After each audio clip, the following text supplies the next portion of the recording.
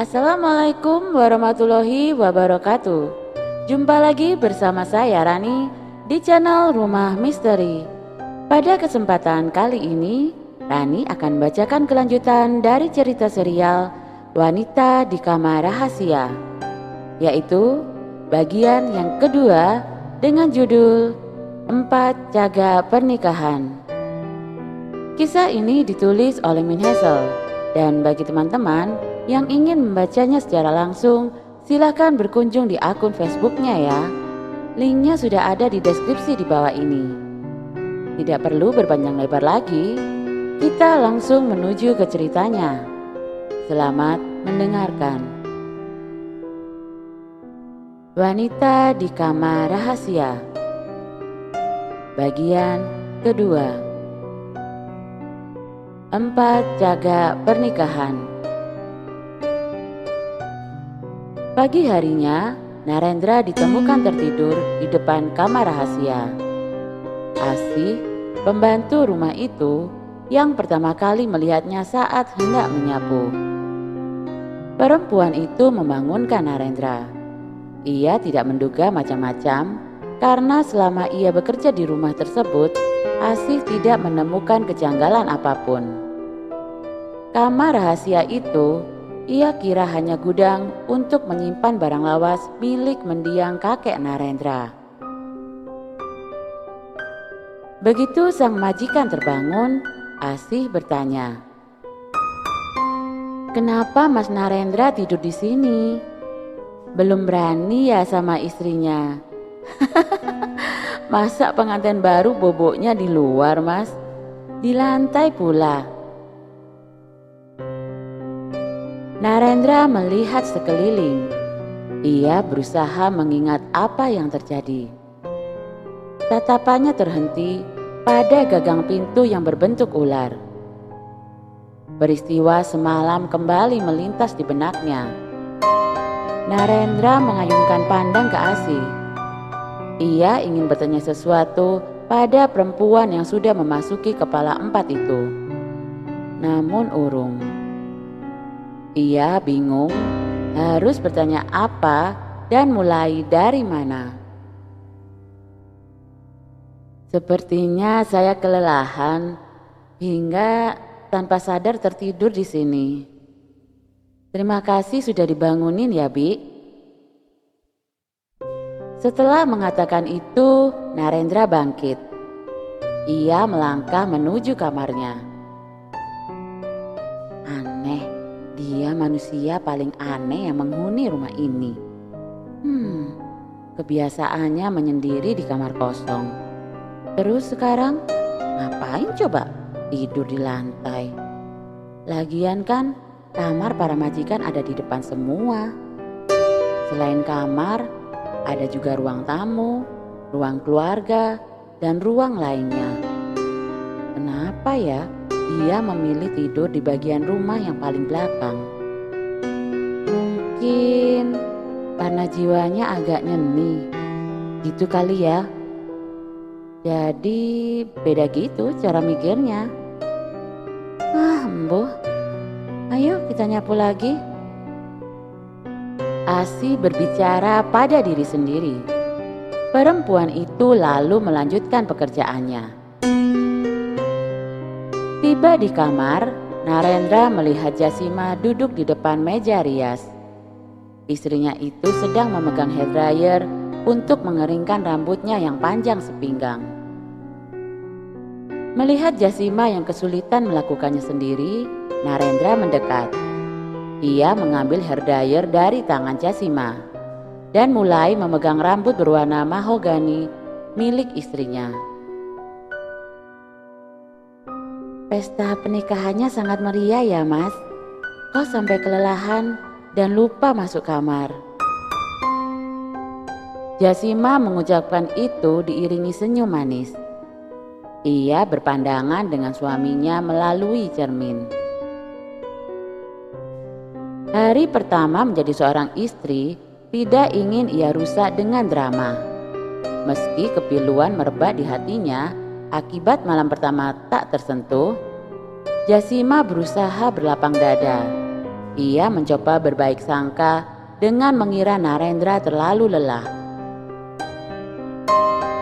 Iya, saya tertidur di lantai di kamar kosong, tempat biasanya saya menyendiri. Kamu kan tahu kalau keramaian selalu menguras tenaga saya, sehingga saya butuh waktu untuk menenangkan diri beberapa menit. Ternyata malah tertidur. Narendra sengaja membuat alibi. Meski selama ini Jasima merupakan tempatnya membagi banyak cerita, kali ini Narendra tidak tertarik memberitahunya. Selain itu, ia belum yakin peristiwa yang ia alami semalam itu mimpi atau nyata.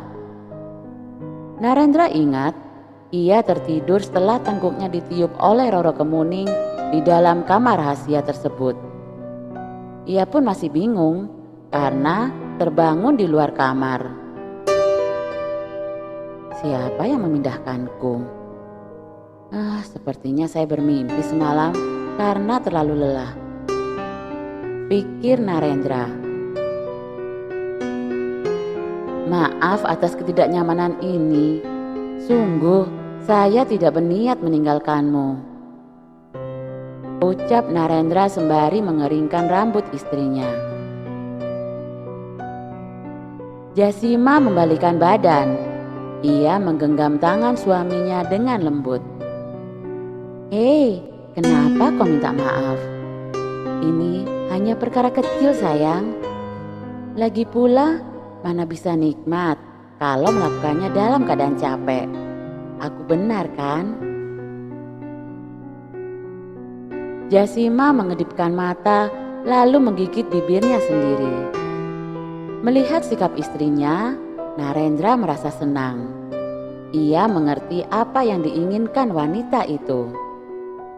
Narendra langsung membungkam mesra bibir Jasima yang dioles gincu warna marun. Kesenangan itu ternyata tidak berlangsung lama. Tiba-tiba, tarian Roro Kemuning yang semalam dilihat Narendra melintas dalam benaknya. Seperti hujan yang mengguyur kobaran api dalam diri Narendra. Lelaki itu langsung melepaskan istrinya. Jasima tidak mampu membentangkan khayalan liarnya seperti Roro Kemuning. Ketika Narendra menyentuh istrinya, hanya kehampaan dan hambar yang ia rasakan. Bagaimana bisa begini? Sementara saya sangat menyintai Jasima, batin Narendra. Ada apa denganmu, Mas? Kegelisahan membayang di mata Jasima. Ia menyentuh pipi suaminya. Aneh ia kira ketika Narendra tiba-tiba melepaskan dirinya dengan kasar. Gerakan itu lebih mirip sentakan. Narendra gugup. Ia tidak mampu menatap wanita bermata belok itu. Tidak apa-apa. Saya harus segera ke studio foto karena ada klien yang menunggu saya. Ini sudah terlambat. Saya lupa, ucap Narendra beralasan. Khawatir Jasima akan memberondongnya dengan banyak pertanyaan, Narendra bergegas menuju kamar mandi. Ia merasa kacau. Di satu sisi, ia punya kewajiban terhadap Jasima. Di sisi lain, bayangan Roro Kemuning menghantuinya. Melihat sikap dingin suaminya, pertahanan Jasima hampir saja ambrol. Air matanya hendak mengalir namun ia tahan. Alasan yang dilontarkan Narendra memang benar. Beberapa hari ini mereka memang sibuk mengurus pesta pernikahan, sehingga banyak pekerjaan yang memang terbengkalai. Kini saat pesta telah selesai, pekerjaan yang terabai harus segera dibereskan agar tidak menimbulkan kerugian. Jasima bukan anak kecil yang bisa merengek sesuka hati. jika keinginannya tidak dipenuhi. Lagi pula, selama mereka pacaran, Narendra memperlakukannya dengan sangat baik.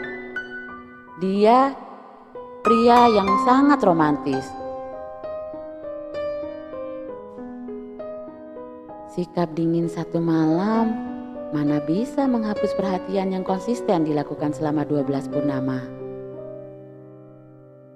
Pikir Jasima. Sementara Jasima membesarkan hati, perang terjadi di dalam diri Narendra. Ia harus memilih Jasima atau Roro Kemuning. Namun, siapa itu Roro Kemuning? Apakah perempuan itu hanya ilusi yang diciptakan oleh pikirannya sendiri? Narendra menyalakan shower. Ia harap kucuran air meluruhkan kegundahan yang menyeliputinya pagi ini.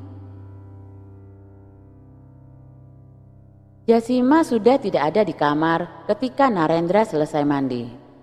Wanita itu sudah berangkat ke butik muslimah miliknya yang belum lama dibuka. Setelah menyelesaikan kuliah sastra Arab di Malaysia, Jasima memilih berbisnis daripada menjadi pengajar. Narendra kembali teringat peristiwa yang dia alami semalam. Ia berpakaian dengan cepat. Rambut belum ia sisir ketika ia melangkah panjang ke bagian rumah paling belakang. Di ruang makan, Narendra bertemu sang ibu. Jasima baru berangkat, Nak. Ndak sarapan, katanya sih buru-buru. Kok ndak kamu antar, Diandra? Tanya wanita berlesung pipit itu. Tidak, Ma. Saya juga ada urusan penting pagi ini. Narendra mengulas senyum. Zaman sekarang beda sama zaman Mama dan Papa. Kalau dulu, Mama sih nempel terus ke Papa, biarpun kami nikah karena dijodohkan. Nggak ada tuh istilah pacaran. Ketemu aja baru sekali pas tunangan. Tapi begitu nikah, klop kan? Jangankan kok sampai berangkat kerja sendiri-sendiri. Papamu ke kamar mandi aja Mama ngintil. Seloroh perempuan berambut cepak itu. Zaman sudah berubah, Ma. Dulu, alasan orang menikah kebanyakan demi kepatuhan pada orang tua. Perkataan orang tua kan disamakan dengan sabdo Pandito Ratutan Kenowala Wali. Apapun yang diucapkan mereka harus terjadi. Kalau zaman sekarang, orang nikah demi kebahagiaan diri sendiri. Orang tua memerintah. Anak berusaha memberi pengertian tentang apa yang diinginkan dan tidak. Dipaksakan tidak enak. Gitu, Ma. Yang namanya pernikahan kan tidak terus-menerus bahagia, Nak. Apalagi kalau sudah punya anak. Dari waktu ke waktu, kebahagiaan makin turun. Kalau alasan menikah demi bahagia, berarti ketika kehidupan mulai rumit karena ngurus anak-anak, memenuhi kebutuhan ini itu, dan kebahagiaan sudah sangat minim, terus pernikahan harus ditinggalkan gitu. Rusak, Nak. Rusak kalau diikuti apa katamu itu. Terang Lastri sambil mencubit gemas pipi putranya. Bukan gitu, Ma. Menurut penelitian memang benar apa kata Mama. Kebahagiaan dalam pernikahan semakin lama memang semakin turun. Apalagi setelah hadirnya anak-anak. Nanti akan naik lagi mendekati usia senja. Ya memang seperti itu. Makanya penting untuk mencari orang yang bisa diajak kerjasama. Ya seperti Jasima. Selama ini saya bahagia hidup sendiri, Ma. Kalau saya menikah, diusahakan kebahagiaan saya gak kurang dong. Caranya dengan memilih pasangan yang tetap memberikan ruang agar saya bisa mengejar passion, kenal teman baru, bisa tetap melakukan hobi. Itu maksud saya. Kalau dijodohkan mana bisa mengukur kecocokan sejauh itu, Ma. Palingan kenal 2 minggu sudah diminta lamaran, terang Narendra. Pinter mendebat mamanya, memberi ruang segala istilahnya. Yang namanya cinta pasti nempel lah. Kalau ndak nempel, terus berarti ya ndak cinta. Contoh ini mama dan papamu. Kami ndak mikir sejauh dirimu, tapi bisa membina rumah tangga dengan sukses. Bahkan sampai papamu berpulang. Sudah, gak usah kejauhan kamu mikirnya. Orang berumah tangga itu yang penting punya 4 caga. Jujur, ikhlas, setia, dan kasih sayang. Udah itu aja. Narendra mengangguk. Ia tidak ingin terlibat pembicaraan terlalu panjang. Kamar rahasia itu lebih penting kini. Setelah pamit pada ibunya, Narendra kembali melangkah cepat. Sangat jarang orang lalu lalang di dekat kamar rahasia kecuali Asi dan Narendra sendiri. Tiba di depan kamar rahasia tersebut, Narendra langsung memegang gagang pintu. Ia mendorong. Namun tidak bisa. Pintu itu terkunci. Bagaimana bisa? Gumam Narendra. Dan kisah ini selesai. Begitulah akhir dari cerita 4 caga pernikahan. Cukup sekian untuk cerita kali ini. Dan bagi teman-teman yang baru bergabung, jangan lupa untuk like, komen, dan share, serta klik tombol subscribe channel ini. Kemudian, agar kalian bisa mengikuti kisah selanjutnya dari cerita serial Wanita di Kamar Rahasia ini, silahkan menyalakan tombol lonceng notifikasinya. Rani pamit undur diri. Sampai jumpa di kisah selanjutnya. Akhirul kalam, wassalamualaikum warahmatullahi wabarakatuh.